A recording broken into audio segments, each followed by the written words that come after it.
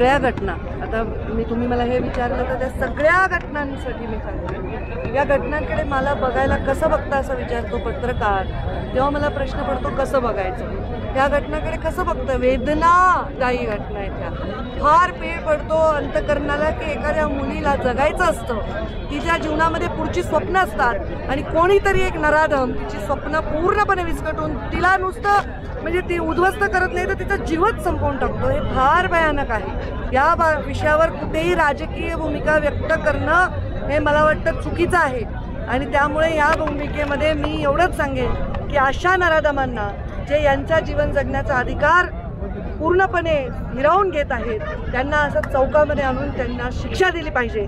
आणि या बिचाऱ्या चिमुकल्या लहान मुली, त्यांना अजून माहितीही नाही की त्या मुली आहेत, स्त्रिया आहेत, अशा मुलींवर अत्याचार होत आहेत, त्यांना शिक्षा मिळाली पाहिजे असं मला वाटतं. आणि मला वाटतं की आता फास्ट ट्रॅक कोर्टामध्ये बरेचसे विषय हाताळून त्या लोकांवर कारवाई होईल असा विश्वास आहे.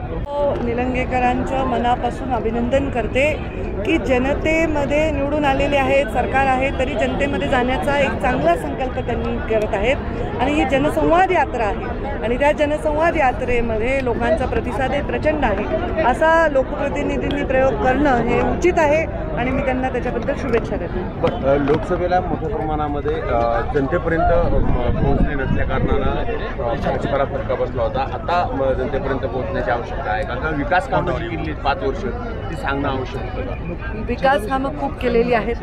मी आता या रस्त्याने अनेक वर्ष वावरलेली आहे. आता जे काही निधी आलेला आहे, रस्ते झालेले आहेत, विविध वास्तू झालेल्या आहेत, कोर्टापासून ते रुग्णालयापर्यंत सगळा विकास झालेला आहे.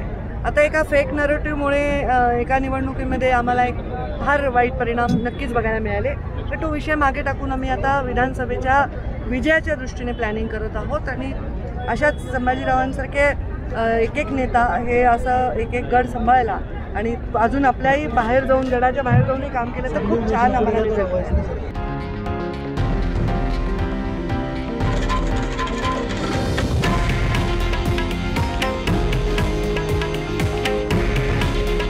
हे आहे देशातील नंबर 1 न्यूज नेटवर्क आणि आपण पाहत आहात TV9 मराठी.